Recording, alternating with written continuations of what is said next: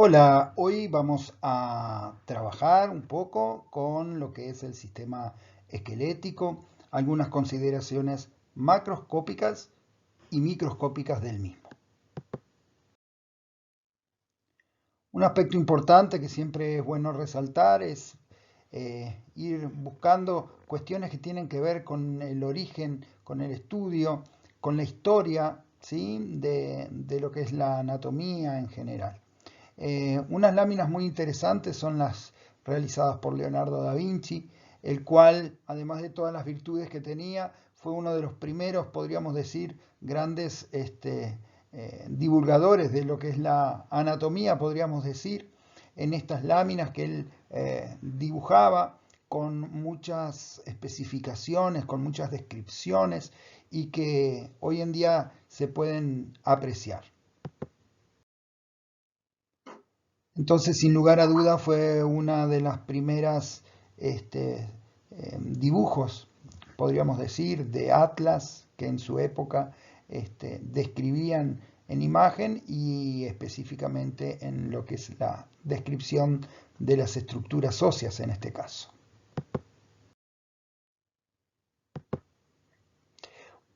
Un elemento importante a tener en cuenta cuando abordamos aspectos que tienen que ver con el sistema óseo es poder establecer criterios de clasificación.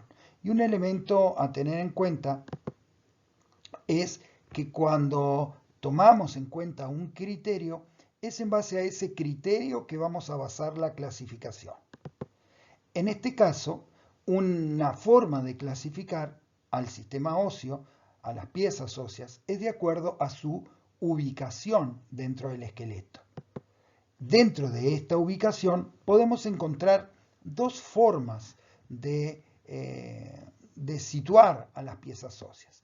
Lo que sería el esqueleto axial, y en este caso cuando hablamos de axial hacemos referencia a un eje que comprende todo lo que es la cabeza, el cráneo con las piezas óseas, la columna vertebral, el esternón y las costillas.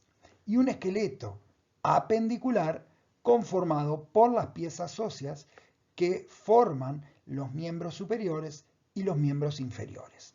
Asimismo, tenemos que tener en cuenta que ese vínculo que existe entre las piezas óseas de los miembros superiores con el tronco se realizan a través de lo que se denomina la cintura escapular, conformada por la articulación húmero escapular u también denominado omóplato.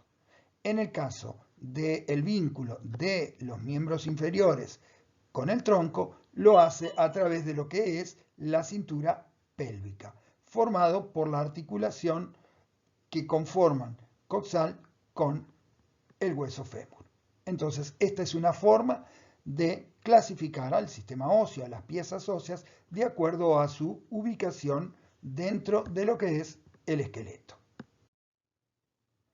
Es así que también podemos tener en cuenta que dentro de estas piezas óseas vamos a tener la cabeza conformada por el sector del cráneo y el sector de la cara, ambos sectores bien delimitados y conformados por piezas óseas concretas y específicas. En el caso del tronco vamos a tener piezas óseas que conforman la columna vertebral, la caja torácica y, como decíamos recientemente, cintura escapular y cintura pélvica, y luego en los miembros superiores e inferiores los huesos o piezas óseas que los conforman.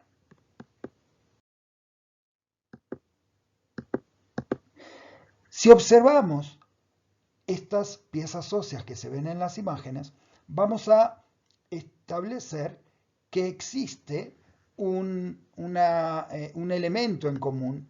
En este caso, este elemento en común es que estas piezas óseas poseen una determinada forma y esa forma va a estar dada, en este caso, por el predominio de una dimensión espacial.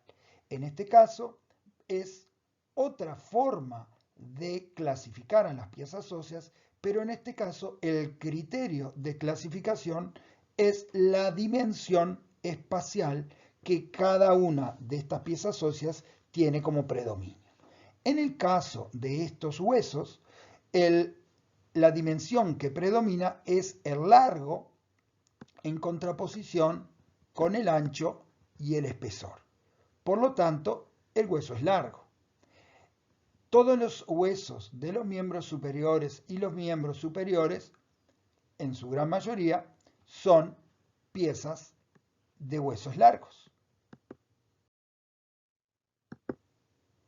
En el caso de que la dimensión del hueso exista un predominio del largo y el ancho por sobre el espesor, decimos que el hueso es plano.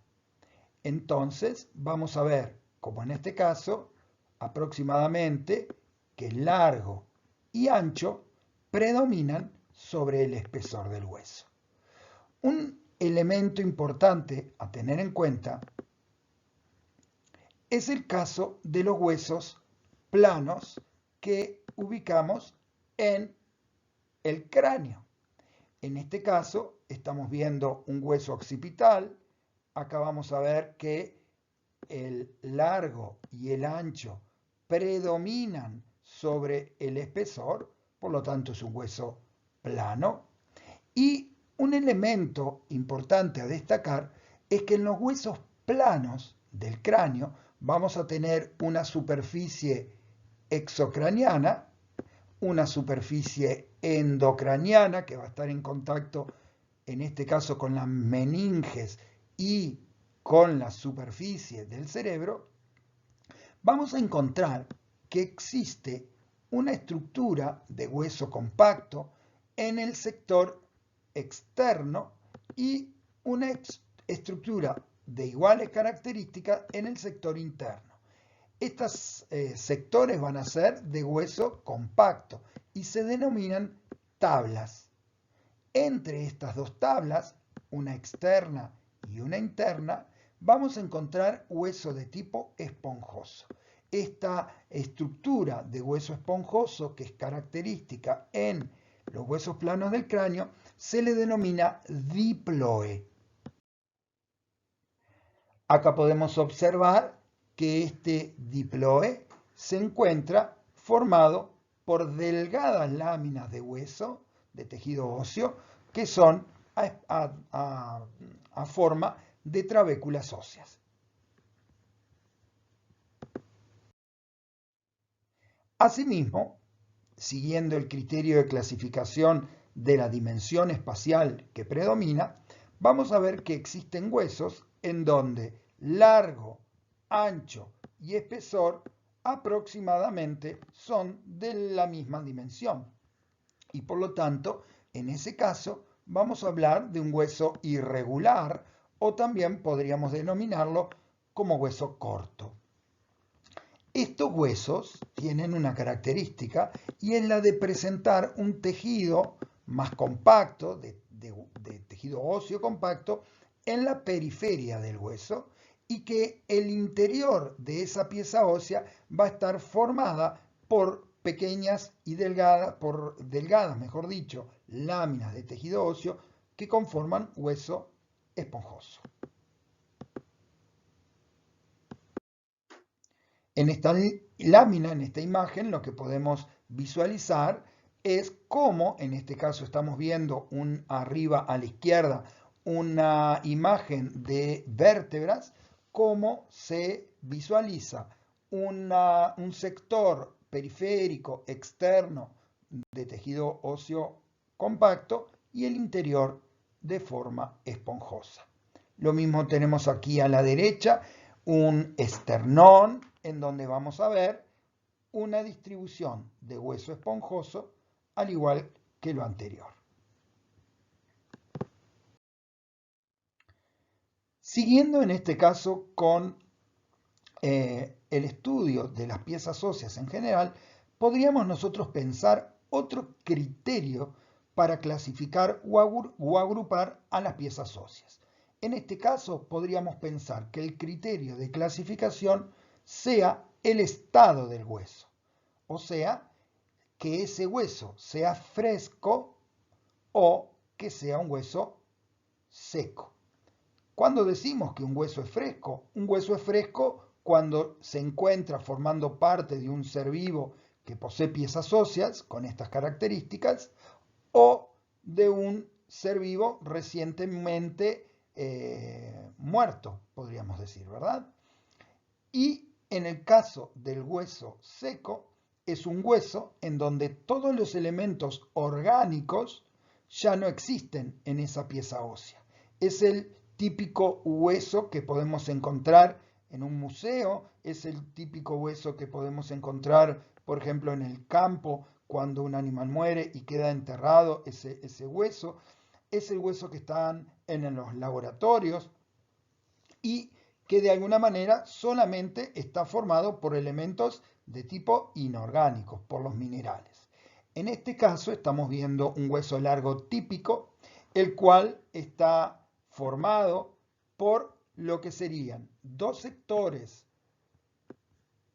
voluminosos, dos sectores que se ubican en las extremidades de esta pieza ósea, al cual se le denomina epífisis. Luego vamos a encontrar un sector central, habitualmente cilíndrico, que se le denomina diáfisis.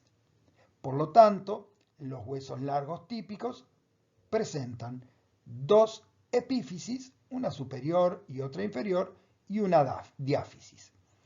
En algunos casos, y según la edad de la persona, vamos a encontrar dos sectores que se ubican entre la diáfisis y las epífisis, que están conformados, de acuerdo a la edad, por cartílago hialino, el cual se conoce como cartílago de crecimiento.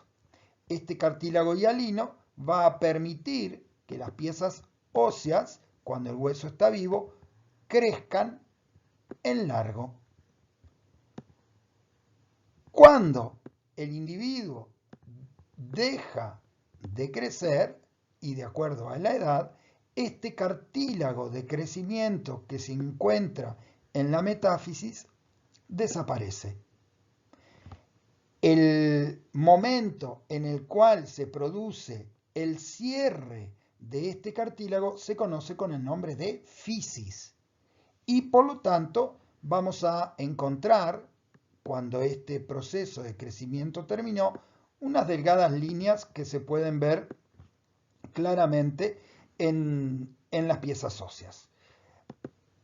Obviamente que cuando nosotros vamos a tomar en cuenta el estado del hueso, vamos a ver que este hueso, dijimos, puede ser un hueso fresco, y en ese caso vamos a encontrar en la pieza ósea células y tejidos que acompañan a esta pieza ósea. Estamos hablando de lo que es la médula ósea amarilla, o también denominada médula ósea inactiva. Esa médula ósea la vamos a ubicar ¿dónde? En el conducto central de este hueso, ¿verdad?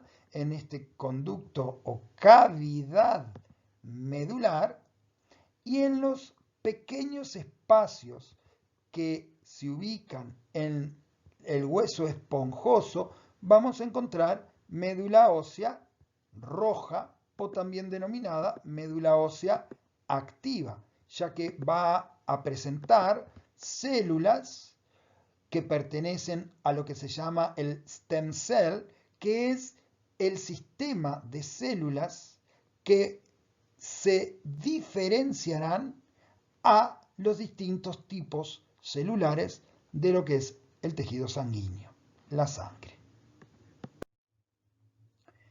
En este caso, estamos observando un hueso de tipo fresco, en donde vamos a ver que se produjo un corte transversal a nivel de la diáfisis y donde vamos a observar la presencia del canal medular, y dentro de este canal medular encontramos la médula ósea amarilla o inactiva. vamos a observar también cómo este hueso, que es un corte a nivel diafisario, va a presentar una estructura muy particular a la cual se le denomina hueso de tipo compacto. Posteriormente veremos que este hueso compacto, desde el punto de vista microscópico, desde el punto de vista histológico, está conformado por una disposición de las células muy especial que se conocen como sistemas de Haber u ostionas. Esto no ocurre en el hueso de tipo esponjoso.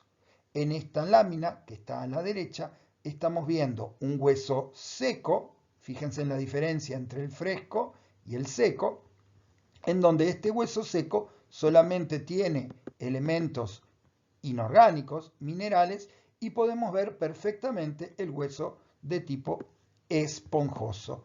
Este hueso esponjoso es una estructura formada, dijimos, por delgadas láminas de tejido óseo, el cual forma pequeños espacios que va a estar ocupada por médula ósea de tipo roja o activa. Cada uno de estos espacios del hueso esponjoso, cuando el hueso está fresco, vamos a ver que está recubierto por una membrana llamada endostio. Esa membrana llamada endostio está formada por células, ¿sí?, de tejido conjuntivo, por células, luego vamos a ver, de tipo indiferenciadas, que van a cumplir un rol muy importante en los procesos, ¿verdad?, de formación de tejido óseo. Asimismo, vamos a ver que por el lado externo del hueso, cuando el hueso es fresco, encontramos un tejido llamado periósteo. Peri quiere decir alrededor de, osteo, hueso. Ese periósteo es muy importante porque es el lugar por donde van a arribar los vasos sanguíneos y fundamentalmente porque ese periósteo está conformado por dos láminas o capas. Una más externa, la cual tiene tejido de tipo fibroso, fibras, y una capa más interna que va a estar en contacto con el hueso, que presenta la particularidad de tener células de tipo mesenquimáticas, de tipo indiferenciadas, las cuales van posteriormente a diferenciarse a células óseas. Estas células se conocen como osteoblastos.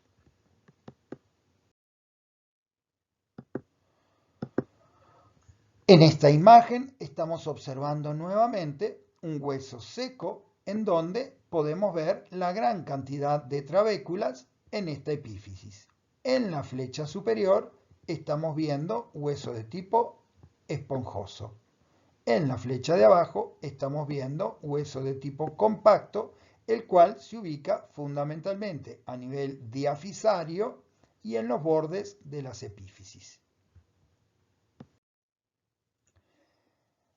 Si vamos a observar ahora este tejido óseo de forma microscópica, al microscopio, vamos a entender que lo que observemos al microscopio dependerá de si ese hueso esté en un estado fresco o seco.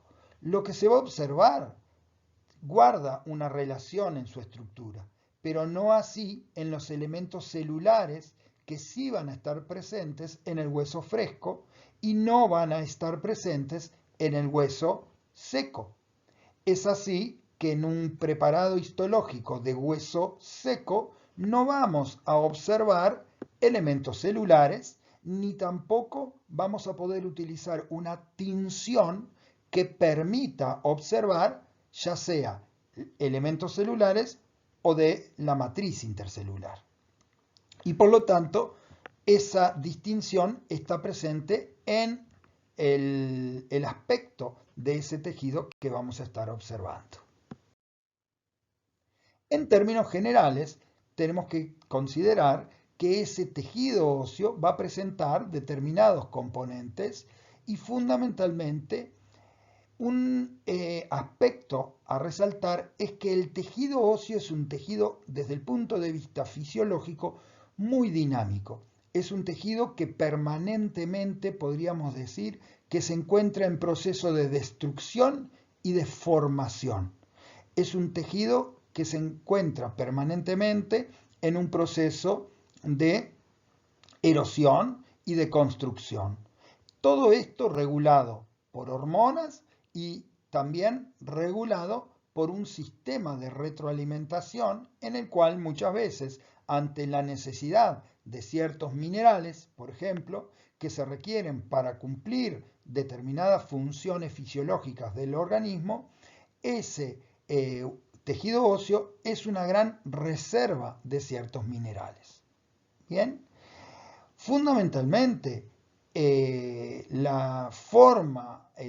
tejido óseo forma los huesos, los cuales cumplen varias funciones. Fundamentalmente va a darle forma al cuerpo, ese tejido óseo conformando las piezas óseas. Esas piezas óseas brindan apoyo a inserciones musculares, por ejemplo, protección de órganos, van a permitir el movimiento, todo el sistema de palancas que desde el punto de vista de ciertas leyes físicas se cumplen para el movimiento, va a servir esas piezas óseas en ese tejido óseo como reservorio o depósito de minerales, y un elemento que hoy mencionamos es poder albergar o contener a la médula ósea. Entonces, pensemos en el siguiente esquema general. ¿Qué componentes presenta el tejido óseo? El tejido óseo va a presentar un componente de matriz extracelular o sustancia intercelular y células propias. Dentro de los elementos de la matriz vamos a ver elementos de tipo orgánicos, como son, por ejemplo, fibras de colágeno, y elementos inorgánicos, como son los cristales de calcio y otros elementos inorgánicos. Desde el punto de vista celular, vamos a encontrar células de tipo osteoprogenitoras, son células embrionarias, indiferenciadas, de origen mesenquimático. Esas células osteoprogenitoras van a diferenciarse a osteoblastos y estos osteoblastos a osteocitos, que son las células propias del tejido óseo. Y luego vamos a encontrar un tipo de célula llamada osteoclasto, que corresponde al sistema monocítico mononuclear, que podríamos decir que son los grandes comedores de huesos, en el sentido de que son las células que van a erosionar o a reabsorber el tejido óseo. Dentro de la matriz vamos a encontrar, dijimos, elementos orgánicos, fundamentalmente fibras de tipo colágeno 1 y también colágeno tipo 5. Asimismo, encontramos otros elementos orgánicos que reciben el nombre de proteoglucanos. Y esos proteoglucanos tienen, desde el punto de vista molecular, una estructura corta. Si pensamos en esa molécula de proteoglucanos, y esos elementos están formados por lo que se conoce como ácido condroitín y queratansulfato. Y luego vamos a encontrar lo que se conoce con el nombre de glucoproteínas de adhesión. Esas glucoproteínas de adhesión van a permitir, en conjunto con los proteoglucanos y a las fibras colágenos, que esa sustancia intercelular pueda actuar como una especie de malla, de sostén, podríamos decir, de los elementos minerales inorgánicos que luego se van a depositar en forma de cristales, y que de esa forma se produzca una matriz resistente y con características calcificadas. Dentro de los elementos inorgánicos mencionábamos que el calcio se va a depositar como cristales de hidroxiapatita cálcica y fosfato de calcio amorfo. Obviamente, vamos a encontrar que ese tejido presenta alrededor de estos cristales agua como forma de mantener un tejido hidratado. Esa capa de hidratación también va a permitir que esos cristales de hidroxiapatita puedan depositarse y luego elementos como magnesio, sodio y potasio. Pensemos ahora un poquito en lo que son las células. Dentro de estas células vamos a tener elementos celulares, dijimos, de tipo mesenquimáticos.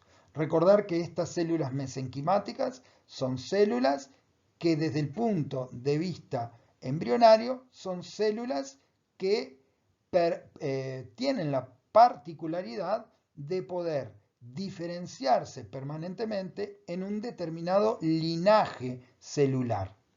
En este caso, las células mesenquimáticas son células que tienen prolongaciones, que son medianamente estrelladas, podríamos decir, que tienen, como dijimos, esa capacidad de dividirse por mitosis, de multiplicarse y de diferenciarse.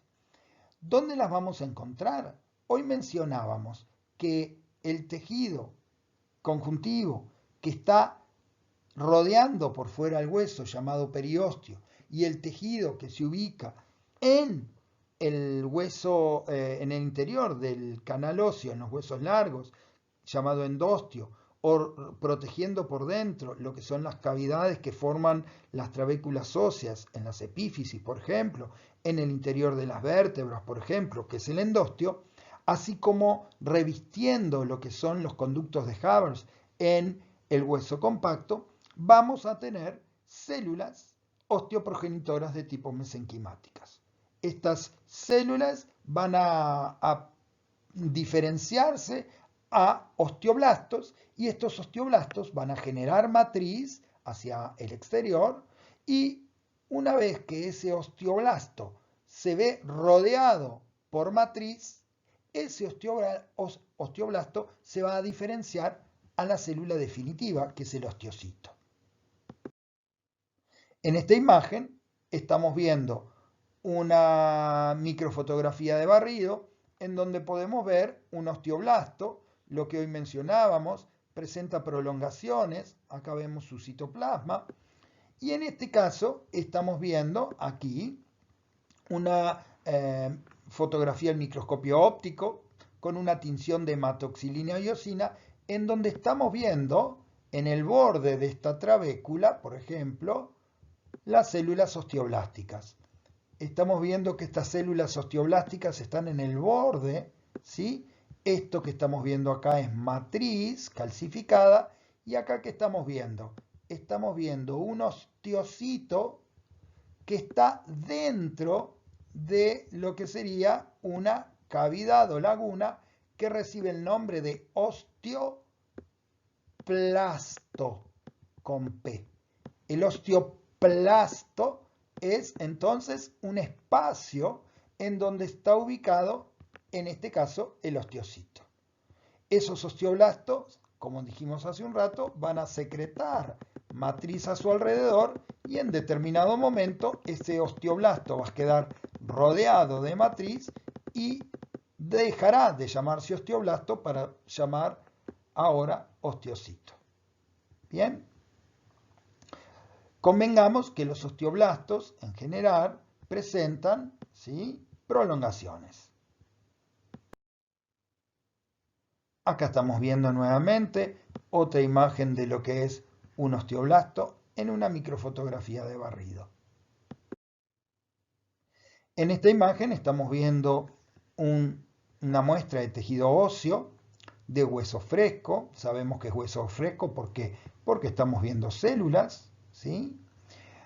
Hematoxilina y eosina es la tinción y estamos viendo, en este caso, fíjense, osteoblastos. Todas estas células que vemos en este borde son osteoblastos. Acá vemos matriz, Acá vemos osteocitos dentro de sus osteoplastos y por lo tanto se observa, se aprecia muy bien cómo estos osteoblastos ocupan una posición en la cual se ve el borde, ¿sí? De esta podría ser una trabécula, podríamos decir. Acá vemos otros osteoblastos. Por lo tanto, esto puede llegar a ser muchas de estas células de la médula ósea roja. Los osteocitos, dijimos que son osteoblastos, que están en realidad rodeados por matriz y que ocupan una laguna, ¿sí? Llamada osteoplastos. Y esos osteocitos van a tener prolongaciones. Esas prolongaciones van a quedar rodeadas de matriz ósea calcificada y esas prolongaciones, cuando las observamos al microscopio, si este es el osteocito y esas prolongaciones que el osteoblasto va a tener van a quedar rodeadas, esto va a quedar rodeado de matriz ósea mineralizada y lo que se va a formar es un canalículo, lo que se llama canalículo óseo. Estas dos microfotografías me gustan mucho. ¿Por qué? Porque estamos viendo, fíjense, un osteocito con sus múltiples prolongaciones. Se ven muy bien en esta foto, microfotografía electrónica de barrido, como en 3 dimensiones. Esta me gusta mucho más, porque ¿qué estoy viendo? Estoy viendo la laguna o cavidad, o sea, el osteoplasto, y dentro se ve este hermoso osteocito, fíjense, con sus prolongaciones, esas prolongaciones cómo se meten dentro de estos pequeños, ¿no?, canales, que serían los canalículos óseos, y que por lo tanto podemos ver que estos canalículos óseos que decíamos hoy se ven muy bien en esta fotografía. Esta es una de barrido, es una microfotografía con microscopio electrónico de barrido y una técnica en donde se puede ver la coloración que le dan a la célula, ¿verdad? Pero en la foto que está en blanco y negro, a la izquierda, se ven muy bien las prolongaciones. Acá nuevamente podemos ver un sector de un hueso esponjoso, esto sería una trabécula, una delgada lámina.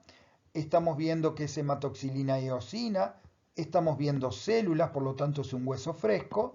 Acá estamos viendo un osteocito.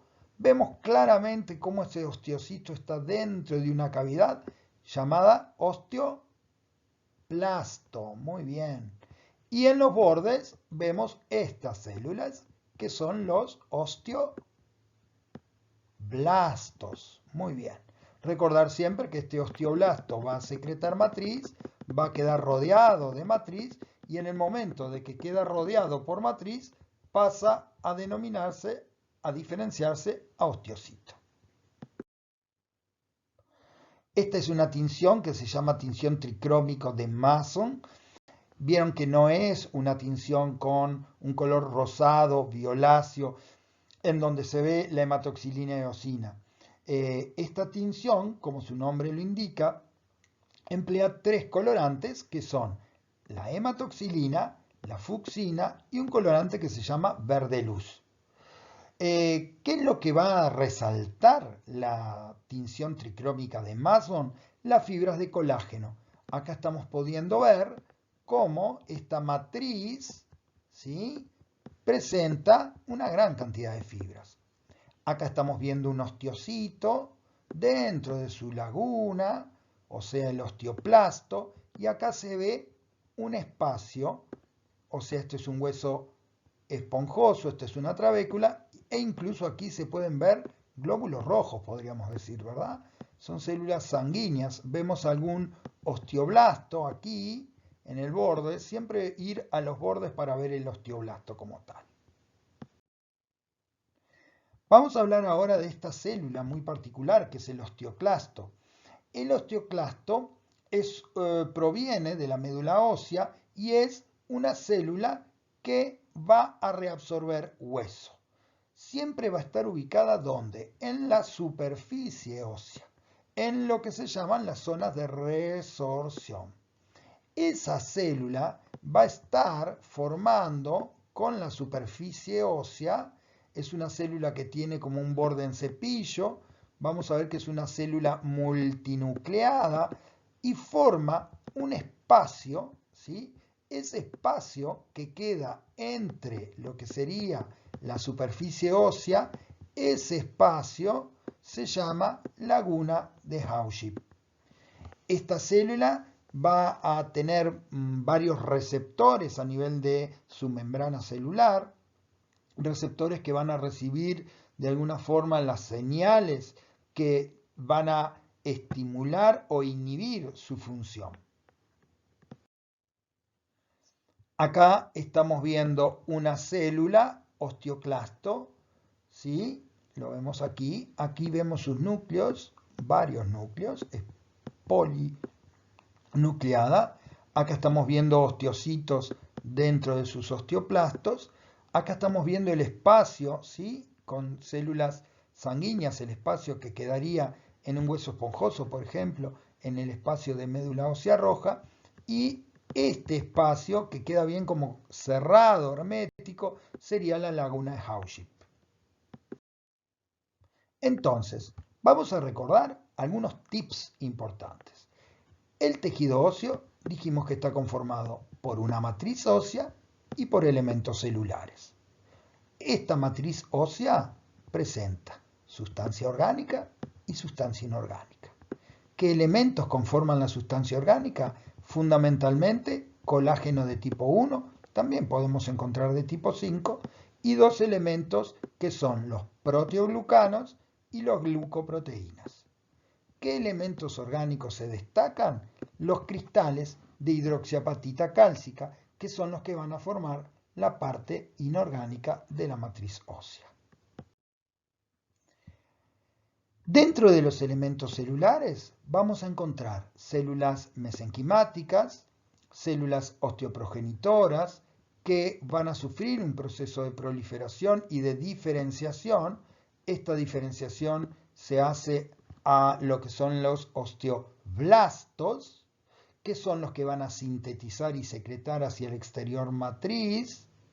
Y luego estos osteoblastos, una vez rodeados por matriz, se van a diferenciar osteocitos. Los osteocitos son las células típicas del tejido óseo y que van a cumplir una función de transducción mecánica, de resistencia, de permitir que los movimientos del cuerpo, las inserciones musculares, permanentemente estén reorganizando esa transducción mecánica, y luego células que van a realizar la red de cómo se organiza el tejido óseo y algunos criterios para poder clasificarlo. Un gran saludo.